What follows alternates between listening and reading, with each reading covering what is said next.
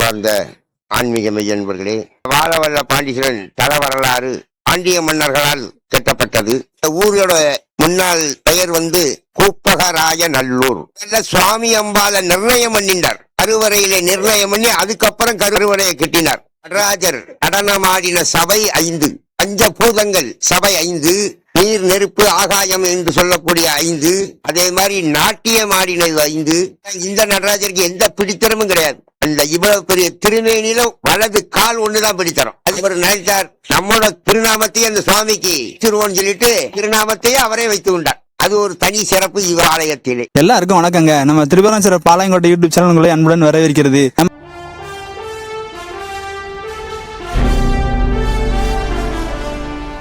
நம்ம இப்போ ஆலய தரிசனம் நிகழ்ச்சியில தருவை சிவாலயத்தை தரிசனம் பண்ணிட்டு இருக்கிறோம். பகுதி 1ல நம்ம சிவாச்சாரியார் நம்ம திருக்கோயில் தல வரலாறையும் சிறப்பு வழிபாடுகள் பத்தியும் சொன்னாங்க. அடுத்த 2வது பகுதியான தருவை ஆலய தரிசனத்துல இப்ப நம்ம பார்க்க போறது இந்த கோயில்ல உள்ள சிறப்பு சன்னதிகள் என்னெல்லாம் இருக்குது, தெய்வத்தோட தரிசனங்கள் மற்றும் இந்த கோயிலோட சிவனடியார்களோட அனுபவத்தை பத்தி நம்ம கேட்டு தெரிஞ்சுக்க போறோம் இந்த வீடியோல. இப்ப நம்ம பார்க்க போறது இந்த கோயில்ல உள்ள சிறப்பு சன்னதிகள் என்னெல்லாம் இருக்குது, அந்த தெய்வத்தோட தரிசனங்கள். அருள்மிகு ஸ்ரீ வாழ வல்லப பாண்டீஸ்வரர் சன்னதி, அருள் தரும் அன்னை அகிலாண்டேஸ்வரி அம்பாள் சன்னதி, அருள்மிகு ஸ்ரீ விநாயகர் சன்னதி, ஸ்ரீ வள்ளி தேவசேனா சமேத கல்யாண முருகர் சன்னதி, மகா நந்தீஸ்வரர் சன்னதி, ஸ்ரீ ஆஞ்சநேயர் சன்னதி, தென்முக கடவுளான ஸ்ரீ தட்சிணாமூர்த்தி சன்னதி, ஸ்ரீ குபேர மகாலட்சுமி சன்னதி, அருள்மிகு ஸ்ரீ பைரவர் சன்னதி, நவகிரகங்கள் சன்னதி, ஸ்ரீ ஐயப்பன் சன்னதி. இத்தகைய பழமையான சிவாலயமா இருக்கிற தருவை சிவாலயத்துல என்னெல்லாம் திருவிழாக்கள் நடக்கு அப்படின்னா, மாசி மாதத்துல வர்ற மகா சிவராத்திரி திருவிழா ரொம்ப சிறப்பா பண்ணிட்டு இருக்காங்க. அதுல 4 கால பூஜைகளும் இந்த சாமிக்கு அபிஷேக ஆராதனைகள் நடந்துட்டு இருக்கு. அது மட்டும் இல்லாம அம்பாளுக்கே உரிய ஆடி மாசத்துல ஆடிப்பூர வளைகாப்பு உற்சவமானது ரொம்ப சிறப்பா பண்ணிட்டு இருக்காங்க. அது மட்டும் இல்லாம மாதந்தோறும் சங்கட சதுர்த்தி, கிருத்திகை இப்படி ஒவ்வொரு விசேஷங்களும் நடந்துட்டு இருக்கு. அது மட்டும் இல்லாம ஒவ்வொரு ஆண்டும் இங்க இருக்கிற முருகப்பெருமான் அந்த சஷ்டி திருவிழா ரொம்ப விசேஷமா பண்ணிட்டு இருக்காங்களா. 5 நாள் யாகசாலை பூஜைகள்லாம் ரொம்ப சிறப்பா நடக்கு அப்படின்னு சொல்லி சொன்னாங்க. அது மட்டும் இல்லாம 6வது நாள் அன்னைக்கு முருகப்பெருமானுக்கும் வள்ளி தேவானைக்கும் சிறப்பு அபிஷேக ஆராதனைகள் நடந்து, அதற்கு பிறகு இங்க இருக்கிற அக்ரஹார தெரு அப்படின்ற தெருல வச்சு முருகப்பெருமான் சூரசம்ஹாரம் பண்ற நிகழ்வானது நடந்துட்டு இருக்கு. அது மட்டும் இல்லாம சூரசம்ஹாரம் முடிஞ்ச மறுநாள் முருகப்பெருமானுக்கும் வள்ளி தேவானைக்கும் திருக்கல்யாண உற்சவமானது ரொம்ப சிறப்பா பண்ணிட்டு இருக்காங்க அப்படின்னு சொன்னாங்க.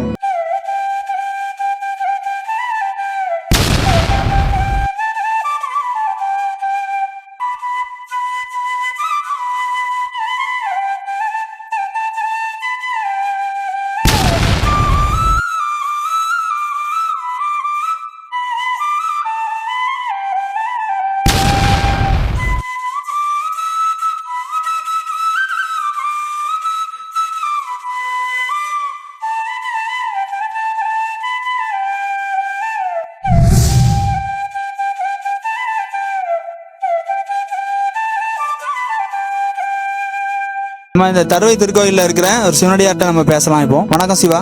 வணக்கம். சங்கரபாண்டியன். சாதனை போல கோயில சிவப்பணிகளை செஞ்சுக்கிட்டு இருப்போம். 2010 கும்பாபிஷேகத்துக்கு ஏற்பாடு பண்ணி கும்பாபிஷேகம் பண்ணோம். என்னோட பேர் பிச்சுமணி. அந்த நேரங்கள்ல சிவாலயத்துக்கு உட்கார்ந்து அப்படி திருப்பணிக்கு ஏதாவது ஏற்பாடு பண்ணுவோம் அப்படின்னு சொல்லி ஆலோசனை பண்ணுவோம். அது போக என்னன்னா, இந்த வாழவல்ல பாண்டீஸ்வரோட கோயிலுடைய ரொம்ப மிக சிறப்பு என்னன்னா, ஐப்பசி மாசம் நடைபெறக்கூடிய அன்னாபிஷேகம் ரொம்ப விசேஷமா இருக்கும். பச்சரிசி சாதத்துல சுட சுட அந்த சுவாமிக்கு திருமேனியில அதை சாத்தி அந்த சாதத்தை எடுத்து பக்தர்களுக்கு பிரசாதமாக வழங்கப்படும் போது அந்த பிரசாதத்தை சாப்பிடுறவங்க எல்லாத்துக்குமே தேகத்தில் உள்ள நரம்பு சம்பந்தமான நோய்கள் தீரும். இது காலங்காலமா நடந்துட்டு இருக்கு. இது ஐதீகம், முன்னோர்கள் செஞ்சது. ஆனா இப்பவும் பண்ணிட்டு இருக்கோம். நிறைய பேர் அதை சாதத்தை சாப்பிட்டு நிறைய பேருக்கு உள்ள தேகத்தில் உள்ள நரம்பு பிரச்சனைகள் இதெல்லாம் வியாதிகள்லாம் தீர்ந்துட்டு இருக்கு. இன்னொன்னு என்னன்னா, தட்சிணாமூர்த்தி மிக சிறப்பு. மரத்தோடைய இதுல இருக்கிற மாதிரி அந்த தட்சிணாமூர்த்தி இருக்கும். நீங்க சுவாமி சொன்ன மாதிரி அக்னி தீர்த்தம் ஒண்ணு சொன்னாப்புல, இந்த அக்னி தீர்த்தத்தை நீ நேரடியாவே பாத்தீங்கன்னா ரொம்ப சிறப்பு. கோடை காலத்துல வந்தீங்கன்னா உங்களை ஒரு நாள் கூட்டு காமிக்கேன். இடையில கூட ஒரு 2 ஆண்டுகளுக்கு முன்னாடி ரொம்ப கடும் கோடை. அந்த கோடையிலயும் அந்த பகுதியில் அந்த இடத்துல தீர்த்த வரக்கூடிய இடத்துல மட்டும் நீர் சுரந்துகிட்டே இருக்கும், ஊற்று சுரந்துகிட்டே இருக்கும். எந்த பகுதியிலுமே தண்ணி இல்லாத காலத்துல வறண்டு கிடக்கிற இடத்துல மட்டும் நீர் சுரந்திருக்கும். அதுபோல இன்னொரு சிவாலயம் சொன்னாப்புல சுவாமி, அந்த சிவாலயத்துல இருக்கிற போர்ல உள்ள தண்ணியும் உப்பு நீர் இருக்காது, நல்ல தண்ணி மாதிரியே இருக்கும். அதுதான் அக்னீஸ்வரருடைய அந்த ஆலயத்துடைய சிறப்பும் இந்த ஊர்ல ரொம்ப மிக சிறப்பு. ஆலயங்கள் நிறைய சுத்தி இருக்கும். விநாயகர் கோயில், பெருமாள் கோயில், திருநெல்வேலி சிவாலயம் 2 சிவாலயங்கள், அம்பாள் ஊருக்குள்ள ஒன்று இருக்கும், வடக்கு ஒரு பகுதியில் ஒரு அம்பாள் இருக்கும். திருநெல்வேலியில இருந்து 8 கிலோமீட்டர் தான் அந்த ஊர். எல்லாருமே வந்து இந்த சுவாமியை வந்து தரிசனம் பண்ணி இங்க நடக்கக்கூடிய விசேஷங்களை கலந்துகிட்டு தரக்கூடிய பிரசாதத்தை நீங்க பயன்படுத்தி உங்களுடைய குறைகளையும் நிவர்த்தி பண்ணிக்கலாம். அதுபோக இந்த ஆண்டு கும்பாபிஷேகத்துக்கான ஏற்பாடுகளை அங்க முன்னெடுத்து ஆரம்பிச்சிருக்கோம். அது மிக விரைவில் அந்த வேலையெல்லாம் முடிஞ்சு கூடிய விரைவில் அந்த கும்பாபிஷேகம் நடைபெறுவதற்கு பக்தர்கள் எல்லாருமே ஒரு வேண்டுதலை சுவாமி முன்ன வேண்டிக்காங்க. ரொம்ப நன்றி.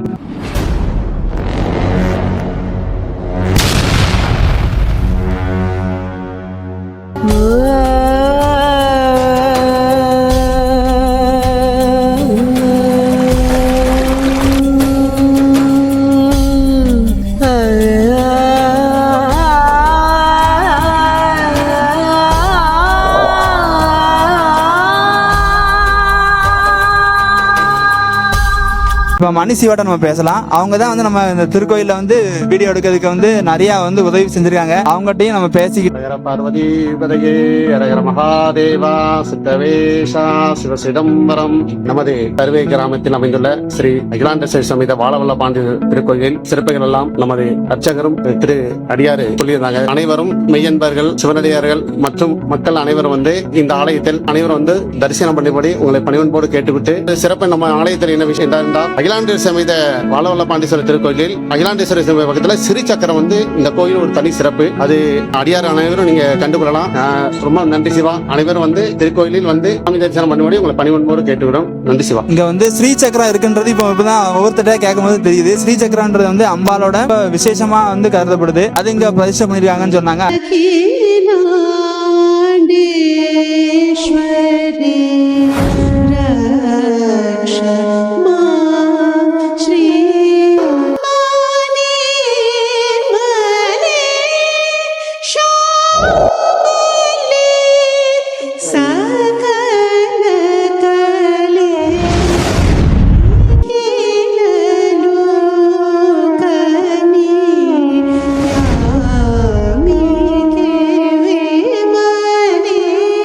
இவ்வளவு சிறப்பு வாய்ந்த இந்த சிவாலயத்துல சுவாமி சன்னதி, அம்பாள் சன்னதி ரெண்டுலையும் தனித்தனி நந்தி போக மகா நந்தீஸ்வரர் வந்து இங்க அருள்பாலிச்சிட்டு இருக்காரு. பிரதோஷ வழிபாடானது ரொம்ப சிறப்பா பண்ணிட்டு இருக்காங்க. அது மட்டும் இல்லாம இந்த கோயில்ல வந்து அதிவிரைவில் கும்பாபிஷேக திருப்பணி எல்லாம் நடந்து கும்பாபிஷேகத்துக்கு எல்லா பக்தர்களும் அதுக்கு உதவி செய்யணும்ன்றதையும் கேட்டுக்கிட்டு அம்பாள்கிட்டையும் சாமிகிட்டையும் இதை ஒரு விண்ணப்பமா வச்சுட்டு நம்ம இந்த ஆலய தரிசனத்துல இருந்து இந்த கோயில இருந்து விடைபெறலாம். இது போன்று நம்ம திருப்பராஞ்சர் பாளையங்கோட்டை யூடியூப் சேனல்ல திருநெல்வேலி மாவட்டத்தில் இருக்கிற பழமையான புராதனமான சைவ ஆலயங்கள் மற்றும் வைணவ ஆலயங்கள் வந்து நம்ம சேனல்ல வந்து தல வரலாறுகள், திருவிழாக்கள், விசேஷ வழிபாடுகள் பத்திலாம் வந்து ஆலய தரிசனம் நிகழ்ச்சியில நம்ம திருப்பராஞ்சர் பாளையங்கோட்டை யூடியூப் சேனல்ல பார்த்து ரசிக்க போறோம். மட்டும் இல்லாம இந்த வீடியோ முத பாக்குறீங்கன்னா நம்ம சேனலுக்கு ஒரு சப்ஸ்கிரைப் கொடுத்துக்கோங்க. நம்ம வீடியோக்கள்லாம் உங்களுக்கு பிடிச்சிருந்ததுன்னா உங்கள் உற்சாக உறவினர்களுக்கும் நண்பர்களுக்கும் ஷேர் பண்ணுங்க. நம்ம திருப்பராஞ்சர் பாளையங்கோட்டை யூடியூப் சேனலுக்கு சப்போர்ட் பண்ணுங்க. லைக் பண்ணுங்க, ஷேர் பண்ணுங்க, சப்ஸ்கிரைப் பண்ணுங்க. நம்ம திருப்பராஞ்சர் பாளையங்கோட்டை யூடியூப் சேனலுக்கு சப்போர்ட் பண்ணுங்க. இது போன்று மற்றொரு ஆலய தரிசனத்துடன் மீண்டும் சந்திப்போம். நன்றி, வணக்கம். ஓம் நம சிவாய. தென்னாடுடைய சிவனை போற்றி, எந்நாட்டவர்க்கும் இறைவா போற்றி.